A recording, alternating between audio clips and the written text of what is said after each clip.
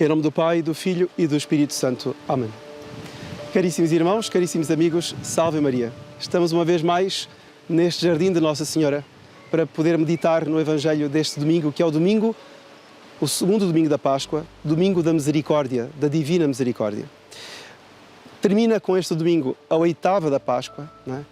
Com o domingo antigamente chamado de Pascuela, a Pequena Páscoa, e foi uma semana inteira de festa, uma semana inteira em que se cantou o Glória a Deus nas alturas, uma semana inteira em que estiveram sobre o altar as 6 velas que habitualmente estão acesas ao domingo, estiveram durante toda a semana na oitava da Páscoa, porque realmente é a semana magna, digamos, a semana que realiza a razão de ser da nossa fé, que é a Páscoa do Senhor. E de maneira que nós estamos hoje a terminar esta oitava, mas de qualquer forma teremos mais 43 dias, por assim dizer, ou seja, ao todo 50 dias de Páscoa, até à grande solenidade de Pentecostes, da descida do Espírito Santo sobre Nossa Senhora e os Apóstolos. Aliás, o Espírito Santo parece que já está a descer sobre Nossa Senhora e sobre todos nós também, porque aqui está uma ventania muito grande e significa de facto que Deus está a derramar muitas graças sobre todos aqueles que são os apóstolos de Cristo. E de facto eles precisam. Precisam como os apóstolos hoje no Evangelho precisaram. E de que maneira? Porque de facto, caríssimos irmãos, o Evangelho de hoje, deste segundo domingo de Páscoa, Evangelho de São João, capítulo 20, narra precisamente o momento em que os apóstolos, no dia da ressurreição, e apesar de ser o dia da ressurreição, incrédulos diante dessa ressurreição do Senhor, e apesar dos apóstolos terem presenciado, sobretudo São Pedro e São João terem constatado que o túmulo estava vazio, apesar de tudo isso, os apóstolos estavam cheios de medo. Cheios de medo. E este Evangelho, caríssimos irmãos, pode-se dividir inclusivamente em 3 partes. A primeira parte é a parte precisamente do receio. E não só o receio. O receio é uma coisa que podemos ter em relação, por exemplo, a um penhasco, a uma ribanceira, uma mureta, sei lá, enfim. Não, aqui é medo mesmo. É um medo, é um terror, vamos dizer assim. Terror do que lhes poderia acontecer. Primeira parte do Evangelho de hoje. Segunda parte, a incredulidade. Incredulidade, particularmente, daquele apóstolo que ficará conhecido por todos como o apóstolo incrédulo. Se pode dar esse adjetivo a um apóstolo. Não existem apóstolos incrédulos, mas antes de ser crédulo, antes de ser crente, ele realmente foi incrédulo, São Tomé. E por isso ele colocará o dedo na chaga de Cristo. Esta é a segunda parte, a incredulidade de São Tomé. Que não foi só, como vamos ver, da parte dele, não é? Os outros apóstolos também tiveram a sua incredulidade. E por fim, o Evangelho, este trecho deste Evangelho de São João, narra-nos os muitos milagres que Jesus fez na presença dos seus discípulos. Então nós vemos aqui uma contradição incrível, porque, vejam, medo, um medo de terror, um medo apavorador, um medo apavorante, vamos dizer assim. Depois, incredulidade, e vejam que estamos a falar de quem? De apóstolos. Os apóstolos de Cristo, com medo e incrédulos. É incrível. Estamos a falar daqueles que são os pilares da nossa fé. Porque a natureza humana, de facto, não dá para isto. Era necessário vir a graça de Deus, era necessário vir o Espírito Santo. E assim realmente eles ficaram como que colunas da nossa fé, colunas da Igreja, os apóstolos.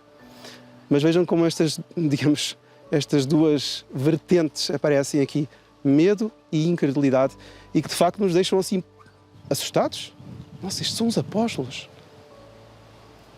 E depois milagres. Bom, tá bom, mas os apóstolos, medo.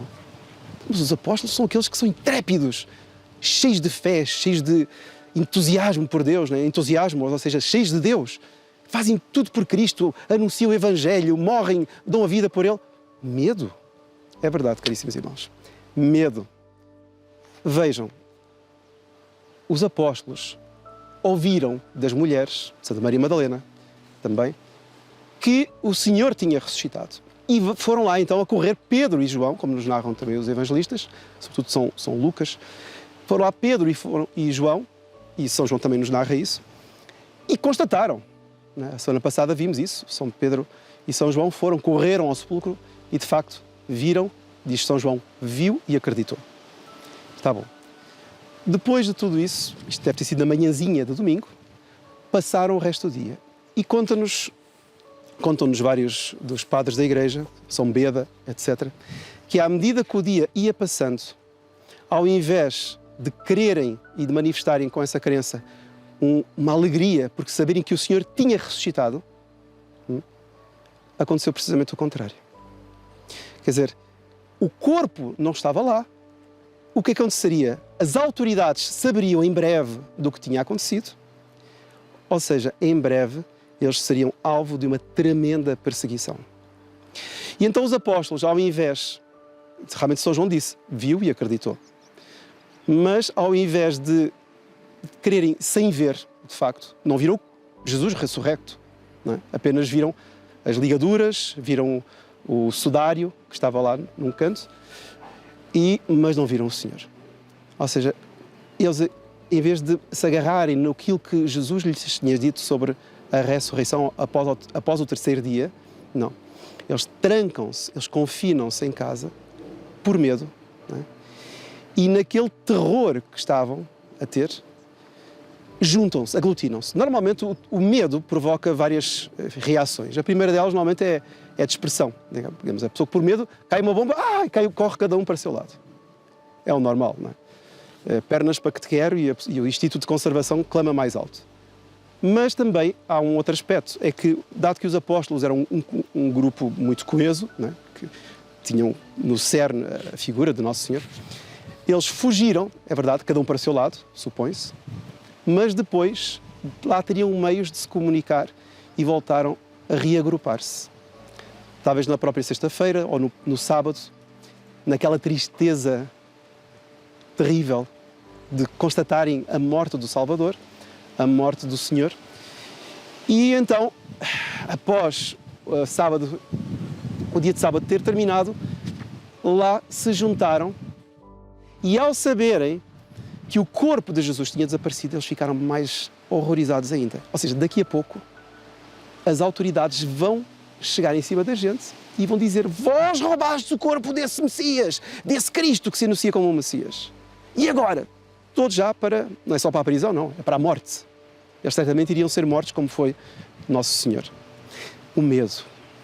Então o medo deixou-os petrificados, estagnados, fechados. É verdade que davam-se um apoio, só que infelizmente era um apoio digamos, uma desgraça em conjunto sempre se passa melhor, não é verdade?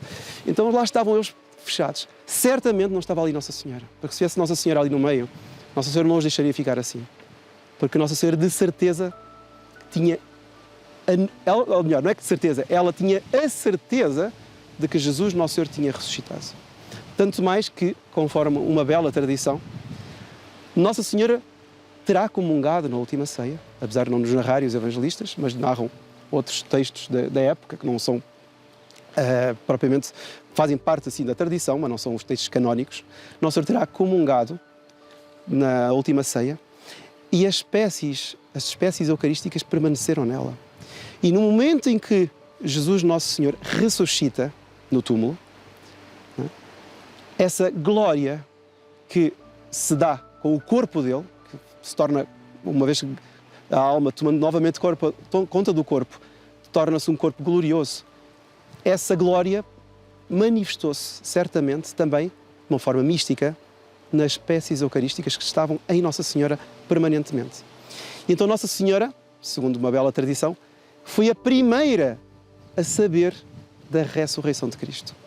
Ou seja, ela no seu profundo interior, no seu íntimo, no âmago da sua alma, sentiu misticamente, e talvez até tenha visto por vislumbre, assim, por uma graça mística, um flash, ela deve ter visto a glória do Senhor, sentiu profundamente. Eu sabia, Ele está vivo. E eu sabia, se Nossa Senhora estivesse ali com o meio dos apóstolos, ela certamente tinha entusiasmado também os apóstolos. Mas não foi isso, certamente, que aconteceu. Os apóstolos estão aqui fechados, cheios de medo. E Jesus, Nosso Senhor, então, entra dentro da casa e eles assustam-se.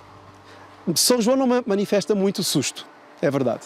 São João não manifesta, quem vai dizer que eles se assustam, pensando que até que fosse um fantasma, será São Lucas. E por isso Jesus, no Evangelho de São Lucas, diz: vede-me, apalpai-me. Vede, um fantasma não tem carne e osso como vedes que eu tenho. Sou eu mesmo. Ou seja, é o corpo dele. É o corpo dele com as chagas, de facto. E aqui até se coloca um problema, mas então como é que é possível uma pessoa estar na glória com as chagas? Sim, porque as chagas, assim como a glória dos homens, por exemplo, a glória militar, não é? Quando uma pessoa tem marcas de guerra, por exemplo, levou um tiro, mas sobreviveu, enfim, ficou completamente arranhado, perdeu até algum elemento do corpo, perdeu um dedo, um braço, etc. Mas conseguiu ultrapassar aquela dificuldade, ou conseguiu até ajudar o próximo a vencer uma batalha, torna-se um herói de guerra. E depois vai ter uns crachás, vai ter umas medalhas consoante o bem, não é, que fez, não é? Digamos, a coragem que teve. Assim também, aquilo que tinha sido para Nosso Senhor a causa mortis, não é? Ou seja, foi a causa da morte dele, a causa do holocausto dele, digamos, a causa maior, porque ele sofreu muito mais coisas, não foi só a crucifixão. Mas isso tornaram-se os emblemas de Cristo, não é? E é uma graça para nós, ainda mais portugueses, termos esses emblemas na nossa própria bandeira, não é? No nosso próprio estandarte, as chagas de Cristo. E até temos uma festa própria dos portugueses, 7 de fevereiro, não é? As Santas Chagas de Nosso Senhor Jesus Cristo. E então Nosso Senhor apareceu com as chagas certamente, claro, não tão luminosas assim, porque ele queria que os apóstolos vissem que ele estava vivo, apesar de ter ainda realmente essas marcas. E apesar não, e por causa das marcas, não é? Que eles acreditassem que era ele mesmo, não é? Que não era o corpo de uma pessoa, outra pessoa, não tinha reencarnado, nada disso, não é? Era o corpo dele. Bom, e então os apóstolos, a partir do momento em que tocam também, vejam, não vai ser só São Tomé a tocar, porque, segundo São Lucas, os apóstolos tocaram, o nosso Senhor disse: tocai-me e vede, sou eu mesmo. Ou seja, os apóstolos também tocaram. Mas Tomé não estava lá.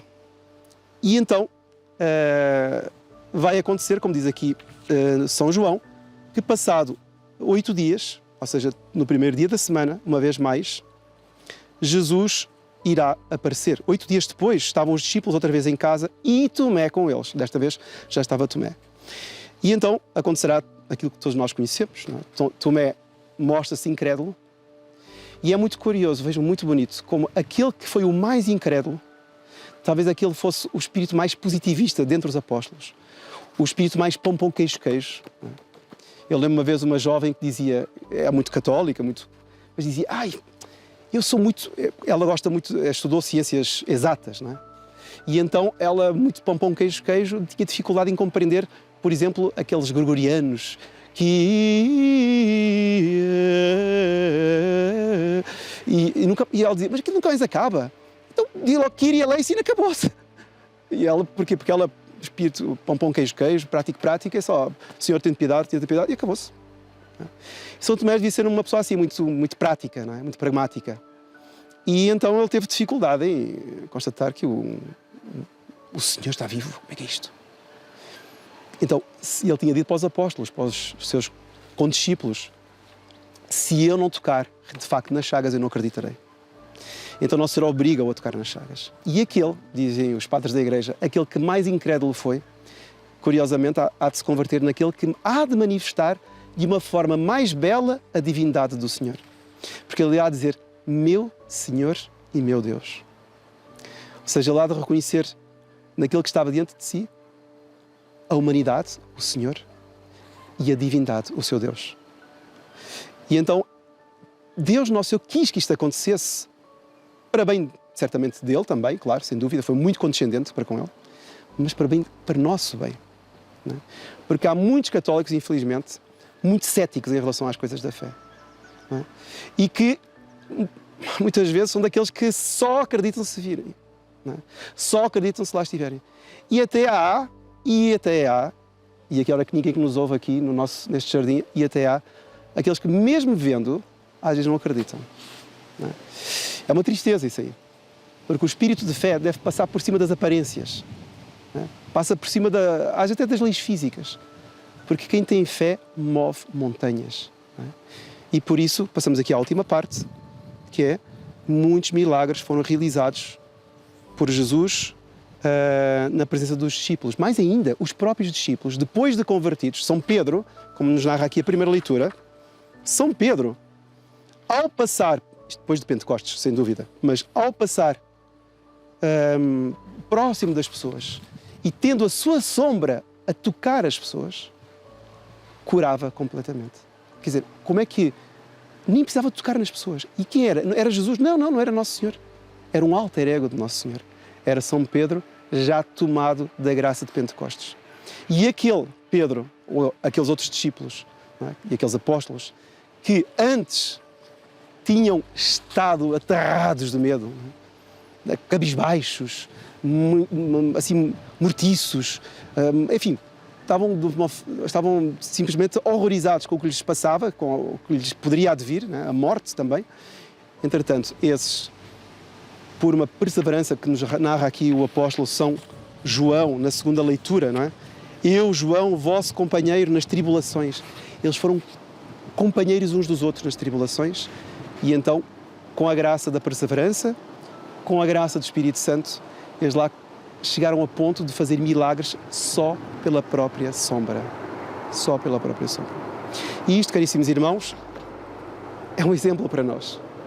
Estamos no Domingo de Misericórdia, um domingo instituído da Divina Misericórdia, aliás, instituído pelo Papa João Paulo II no ano 2000, precisamente no dia em que canonizava Santa Faustina Kowalska e a quem Jesus, Nosso Senhor, tinha aparecido para expor, para demonstrar a sua divina misericórdia. E infelizmente são tantos os homens e tantas as mulheres que ainda não creem, que ainda não conseguem perceber a divina misericórdia. Então, neste dia, nós vamos pedir esta grande graça, a graça sobre nós também, porque por vezes também somos incrédulos, por vezes também nos fechamos no nosso egoísmo, por vezes nos fechamos nas nossas dúvidas e não queremos mais que ninguém nos ajude, queremos ficar como que a ronronhar os nossos defeitos, não é? E os nossos vícios. Vamos pedir a Deus Nosso Senhor que nos abra as portas, não é? Abra as portas do coração para que Ele entre. Mas às vezes nem precisa que abrir as portas do coração porque Ele entra na mesma. Enfim, vamos pedir que Ele entre de qualquer forma. Vamos pedir que Ele entre dentro do nosso coração, retire todo o nosso medo, medo que tivemos, sobretudo agora com esta história de Covid, agora é a história da guerra, tantos medos que nos sobrevêm. Tá bom, que Deus Nosso Senhor nos dê a sua paz, como Ele derrama sobre os apóstolos. Deixo-vos a paz, dou-vos a minha paz. E esta paz de Cristo, caríssimos irmãos, é a única que precisamos. É aquela que Nossa Senhora anunciou em Fátima. Não é? Se rezarem o terço todos os dias, terão a paz e o fim da guerra. Isto é para hoje também. Rezar o terço todos os dias, não é? Ter essa devoção, ter essa vida interior. Assim não teremos medo, não seremos incrédulos. Assim, inclusivamente, se Deus assim, a isso condescender, até faremos milagres. Não é? Fazer apostolado com os outros, de repente converter o próximo e Deus fará de nós um belo instrumento. Que assim seja, que Nossa Senhora nos dê muita vida de piedade, muita vida de oração e que possamos crescer neste domingo de misericórdia na união com o Senhor e com sua Santa Mãe. Que a bênção de Deus Todo-Poderoso, Pai, Filho e Espírito Santo, desde sobre vós e permaneça para sempre. Amém. Louvado seja Nosso Senhor Jesus Cristo.